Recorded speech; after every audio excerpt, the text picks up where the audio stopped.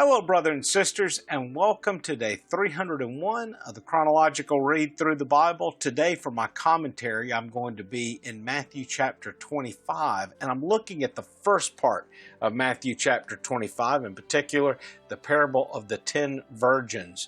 Now, I do need to say, this entire chapter is just so much here, and I wished with time that I could just break down each separate section. But I do want to give a little bit of an overview. Chapter 25, and in particular the story of the 10 virgins, is really picking up from chapter 24, still carrying this emphasis on being prepared, being ready for the call of Christ, or as we have in the parable of the 10 virgins, the midnight cry, being ready for that time. So being prepared is the first thing we really come across, and then being a good steward of what has been entrusted to us. So how are you using the gifts, the talents that God has given you? And then in the end, it's how did you use those gifts and talents in the servitude of others, by serving others, reaching out to others. All of this, though, hinges on one thing. Are you a believer? And that's what it really boils down to. Now, many creep in among the sheep. There are many who claim to be a sheep, but they're not. They're a goat, right? They're going to be cast out. And we take no joy in that. We take no excitement in the fact that there will be this great separation, but it's just a matter of fact, and it's something that we see in everyday life. We see people who are not a part of the body, but yet are there. And how do we deal with that? Well, it's not for us to really deal with in one sense. It's for the shepherd. He does need to protect the sheep, to keep the goats from harming the sheep, from keeping the goats from leading the sheep astray. But at the end of the day, it's the Lord who's going to separate these two. And a part of it's because even the best of pastors, the best of shepherds, and here I'm speaking more of the spiritual aspect, you can't always clearly discern which is the sheep and which is the goat. Now, in real life, of course, you can. It's normally pretty clear. If you're used to animals, you know which one's which. And there's only a few different species I can think of. Sometimes it can get a little sketchy. Is that a sheep or is that a goat? But for the most part, you can clearly tell in the real animal world. But I'm speaking spiritually. Well, can you not tell in the spiritual world? Well, you can tell by its fruit.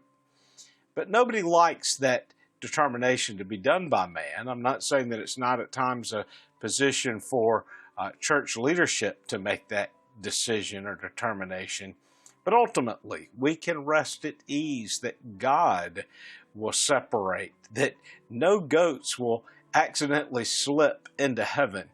This parable is being told to hasten that person in making that decision, not standing off to the side and saying, well, I just don't know about this Jesus. I don't know if I want to be a part of that wedding banquet. Or even saying, well, we're going to go, but we're going to stand at a distance. So let's look at this a little bit. Let me read the first few verses here, and we're going to break down just a little bit of this today. So Matthew chapter 25, verse 1, then the kingdom of heaven will be comparable to 10 virgins who took their lamps and went out to meet the bridegroom. 5 of them were foolish, and 5 were prudent. For when the foolish took their lamps, they took no oil with them, but the prudent took oil in flask along with their lamps. Now while the bridegroom was delaying, they all got drowsy and began to sleep. But at midnight there was a shout, behold, the bridegroom come out to meet him. And then all the virgins rose and trimmed their lamps. The foolish said to the prudent, Give us some of your oil, for our lamps are gone out. But the prudent answered, No, there will not be enough for us and you too. Go instead to the dealers and buy some for yourselves. And while they were going away to make the purchase, the bridegroom came in. And those who already went in with him to the wedding feast, and the door was shut. Later the other virgins, the 5, also came, saying, Lord, Lord, open up for us. But he answered, Truly I say to you, I do not know you.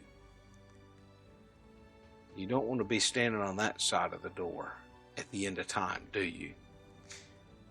Verse 13, Be on the alert then, for you do not know the day nor the hour. Now, to go back to the cultural context of the time, and it may sound like I'm trying to read more into this than's there, but I'm just saying it was the cultural context, and then you can make that determination. But in that time period, the bridegroom would be preparing a place in an extension to his father's compound or his father's house. I think of Africa, where a lot of times there would be walls built between the houses and eventually forming a large compound itself, and there might be the father's home and one of the son's homes, and it would just kind of keep spiraling out the homes in that compound. And so the father would have his son start building his home. But the son would not really know exactly when everything was ready until he was given his father's approval. And the father would say to this young son, he would say, Your house is ready, go and get your bride.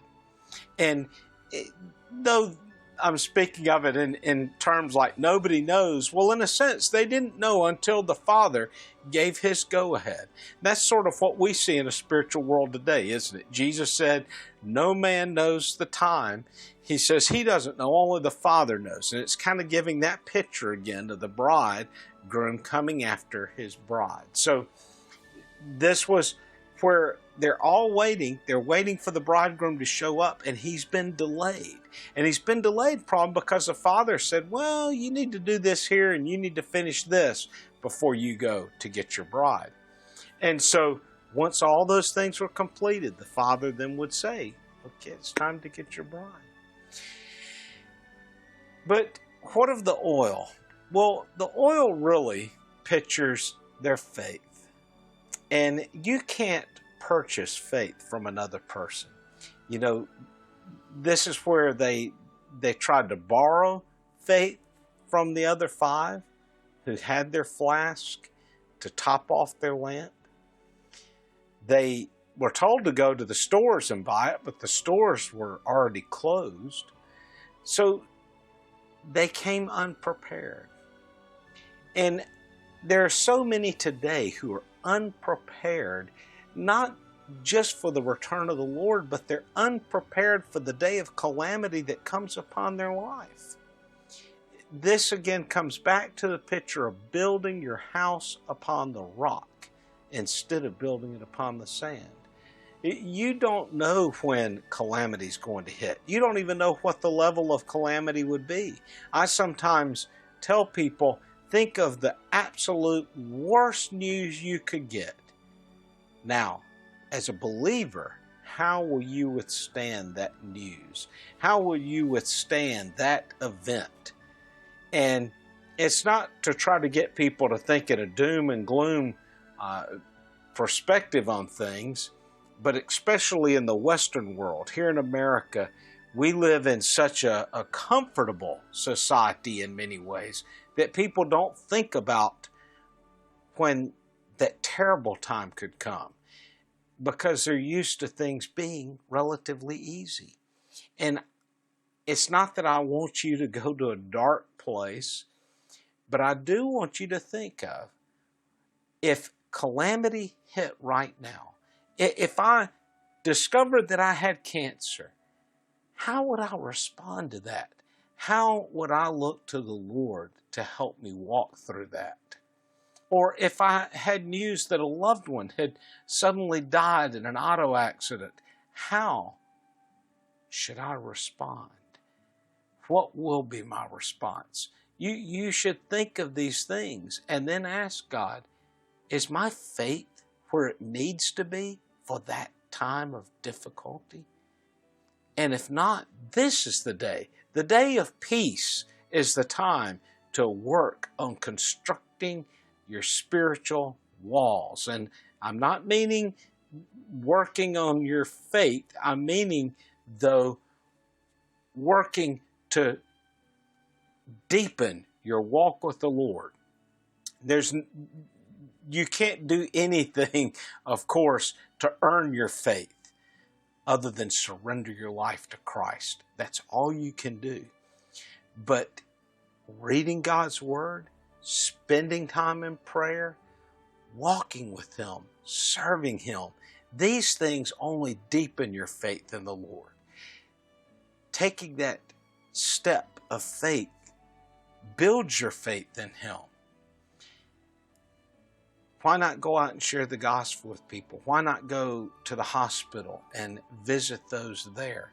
You see, this is the work that we need to be doing. And you don't know. That's the point of these parables, is you don't know when that day will come. The 10 virgins, the 5 foolish ones, they had no idea what time the bridegroom was coming. They went to the party thinking, oh, well, he's going to come any moment. The other 5 realized he could be delayed. We're going to carry enough oil to get us through the night. Do you have enough oil to get you through the time of calamity? Do you have enough oil to get you to the wedding banquet? When we move to the story of the talents, are you hiding away what God has given you? Saying, well, I don't want to use it right now, or, well, this isn't the time to use it. There will be another day to use it. Or are you saying, I'm going to use it now. I'm going to take what God's given me and I'm going to make it active. And even though maybe I'm a little uncomfortable, I don't want to take a risk on losing what I've got. Trust the Lord. It's an issue of faith. And then look for the places that you can serve. Look for the people who you can reach out to. You know, there's hurting people all around us. Reach out to those people and minister to them. Well, brothers and sisters, I hope your day's going well. Until tomorrow, God bless.